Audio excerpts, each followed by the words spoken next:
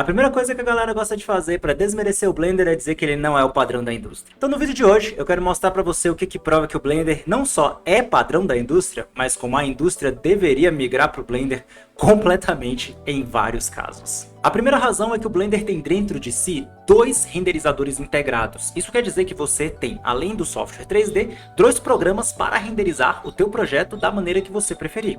Você pode renderizar com o Eevee, que é um renderizador em tempo real, que faz com que você previsualize tudo de maneira instantânea, ou você pode utilizar o Cyclops, que ele basicamente é em tempo real hoje em dia, dependendo da placa de vídeo que você tiver, mas ele é um renderizador que realmente é um pouco mais lento, mas que ele foca em 100% de fidelidade visual, ou seja, ele é brutalmente realista. No workflow de renderização para arquitetura, por exemplo, muita gente fala que precisa ter um renderizador para ficar fazendo mudança o tempo todo, para que toda hora você consiga, sabe, tipo, rever e testar, etc e tal. E eu te pergunto, tem coisa melhor do que você conseguir fazer mudanças de materiais em tempo real enquanto você testa com tua iluminação toda ligada? Tipo assim, se isso não é o que a indústria quer, eu não sei o que a indústria quer, porque é exatamente isso que o D5 Render oferece, por exemplo. A única diferença é que o D5 Render não é uma ferramenta de modelagem também, você não modela dentro dele. E com o Cyclops é o seguinte, se você quer qualidade de Hollywood, bom, é só botar o Cyclops pra meter a porrada. Se tem algo que realmente ninguém merece, é malware aparecendo no meio de projeto, travando tudo, atrasando o workflow, causando aquele mini infarto criativo. Por isso, o antivírus não pode ser aquele software pesado que precisa ser desligado para a máquina respirar. O Kaspersky Small Office Security está na minha rotina justamente por causa disso. Impacto baixo no desempenho, proteção eficiente e o Blender aberto, convivendo em paz, sem aquelas quedas absurdas de performance. Enquanto você modela, texturiza, anima, compõe cenas e até durante os renders, o KSOS continua ali, escaneando ameaças em tempo real, bloqueando phishing, interceptando malware antes da dor de cabeça começar, protegendo arquivos e navegação, tudo de forma silenciosa no background.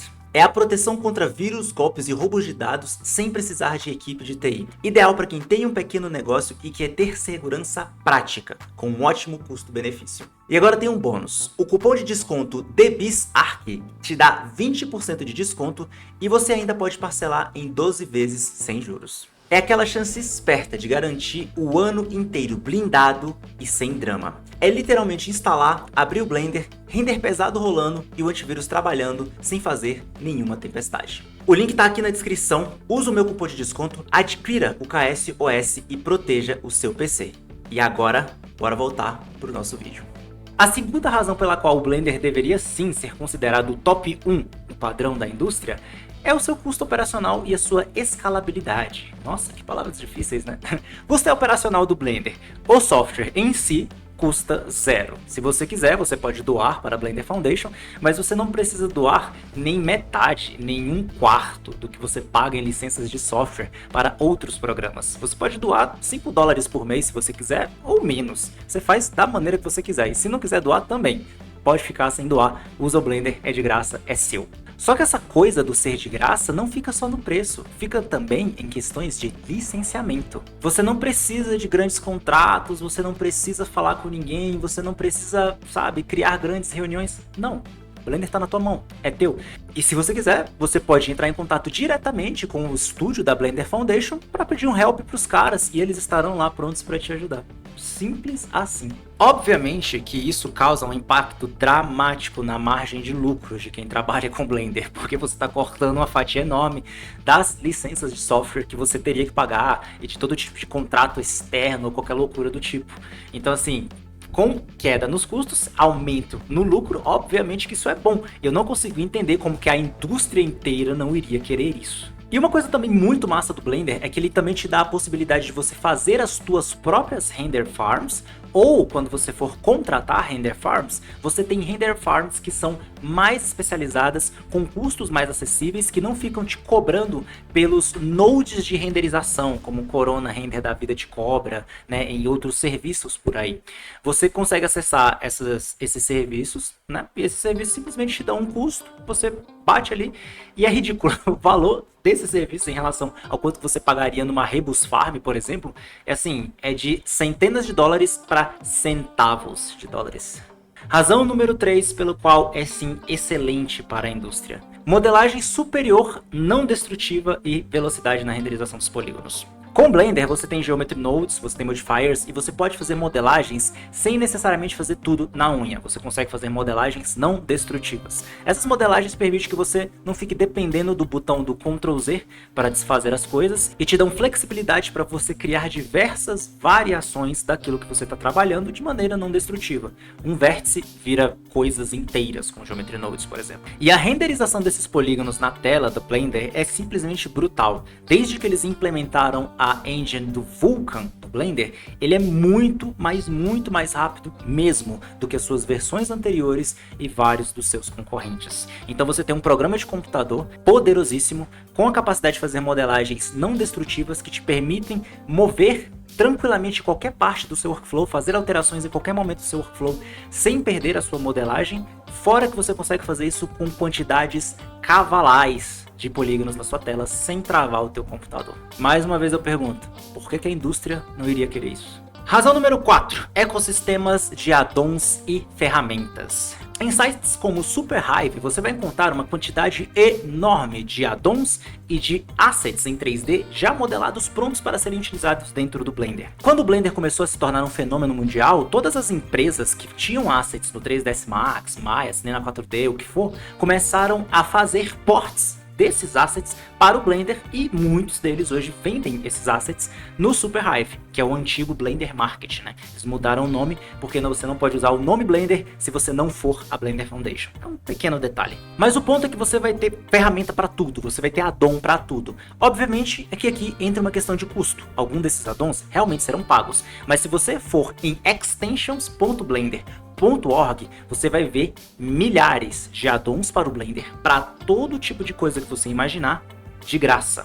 Por exemplo, o próprio ArcMesh, que é um addon do Blender que te dá a possibilidade de fazer modelagens arquitetônicas com poucos cliques, gratuito, dentro do extensions.blender.org. No caso dos addons pagos, você teria o Scatter, né, ou o GeoScatter, como é o nome hoje em dia, que ele permite fazer distribuição de assets ali com muita eficiência, e ele também tem bibliotecas enormes, desde gramados até florestas inteiras para você cobrir a tua cena. E para quem quer fazer projeto, tem, por exemplo, o gratuito Blender Bean, que hoje em dia mudou de nome para Bonsai, pelo mesmo motivo pelo qual você não pode ter Blender Market, você também não pode ter Blender Bean. O nome Blender é reservado, a marca registrada da Blender Foundation.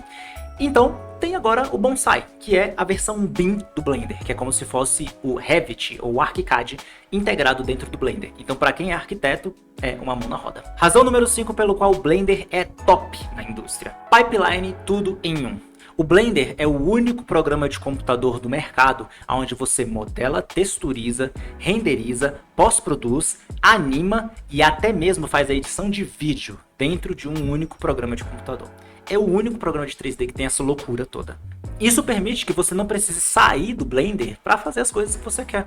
O Blender já tem praticamente tudo que você precisa ali dentro. E cada atualização que eles fazem, eles trazem mais coisas para que você não precise sair do Blender para fazer mais nada. Isso é insano, porque permite que você abra mão de programas de computador, de ferramentas que outra hora você precisaria. Cara, eu preciso disso aqui de qualquer jeito. Mas não, já está lá dentro do Blender. E você tem addons também, por exemplo, addons que permitem texture painting de alta qualidade parecido com softwares da Adobe, por exemplo, né? Como Substance Painter e Substance Designer. Você consegue addons que fazem isso dentro do Blender.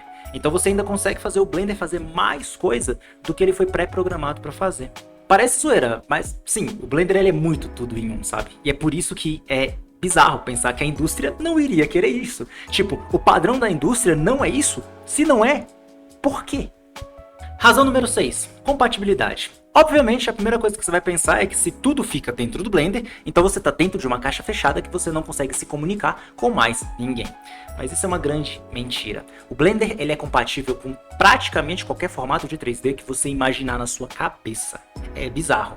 E esses formatos podem ser suportados tanto através de addons, quanto eles podem ser suportados através do uso do próprio Blender, que vem ali dentro dele suporte àquele formato. Um exemplo é o suporte ao formato .max do 3ds Max, que não é natural do Blender, mas você acha essa extensão em extension.blender.org e você só coloca lá Max e você vai encontrar o addon que importa do 3ds Max para o Blender.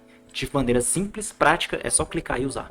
Então, compatibilidade não é problema. Fora que atualmente o workflow de Blender para Unreal é o workflow mais seamless e mais tranquilo que existe. E ele é tão bom que tipo, você nem vê mais a galera considerando outro workflow. Quando você vê aqueles vídeos no YouTube da galera brincando com 3D, é Blender para Unreal e a pessoa nem fala como ela fez.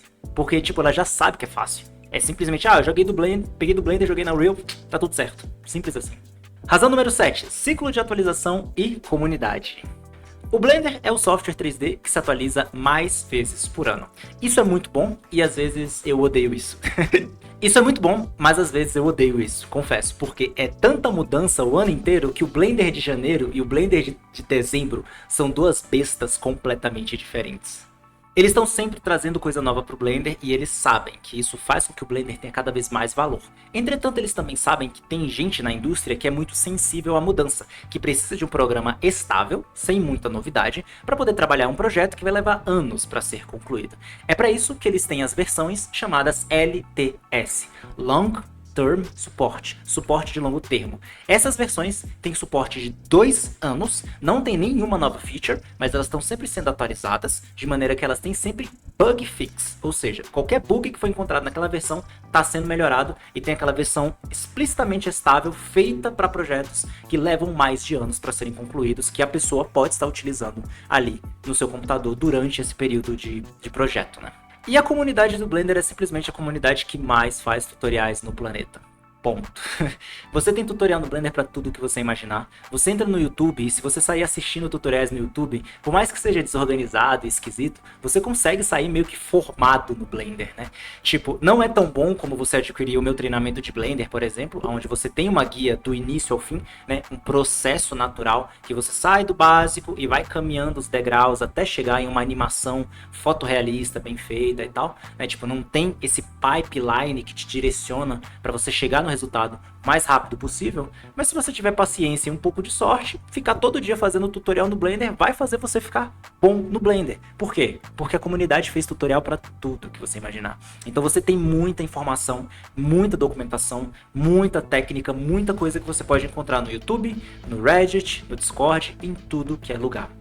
E mais importante, como isso está no meio da comunidade, você pode tirar dúvidas com essas pessoas. Você pode postar dúvidas no Reddit, você pode perguntar nos comentários do YouTube, que sempre vai ter alguém para te responder. Então assim, esse argumento de que o Blender não é padrão da indústria é um argumento obsoleto, porque as empresas elas querem dizer que elas são o padrão para você ficar com medo de usar outra coisa que não seja o que ela tá mandando, sabe? Então não existe essa ideia de padrão da indústria. O que existe é uma indústria e essa indústria tem necessidades. Cada software está tentando atender as necessidades da indústria de uma maneira diferente. E o Blender atende às necessidades da indústria, e o Blender atende às necessidades da indústria da maneira que eu acabei de narrar para você. Existirão pessoas que trabalham na indústria de computação gráfica, 3D e renderização, que vão mergulhar de cara no Blender e falar, é isso que eu quero para mim. Entretanto, existirão outras pessoas que já estão há mais de 20 anos no mercado, que estão acostumadas com que estão acostumadas com 3ds Max, por exemplo, que eu considero fraco, mas que elas estão acostumadas com 3ds Max, que gostam do cinema 4D, que acham que o Maya é a ferramenta mais ideal para animação, e vão usar o que eles gostam de usar e ponto final. A questão é que cada um está sendo atendido e que o Blender, sim, atenderia todas essas pessoas se assim elas quisessem. Mas me conta aqui embaixo nos comentários, o que falta para o Blender ser o seu padrão da indústria? O que falta para você usar só o Blender no seu trabalho? Comenta aqui embaixo que eu quero saber a sua opinião, tá bom? E já sabe, se gostou, se inscreve.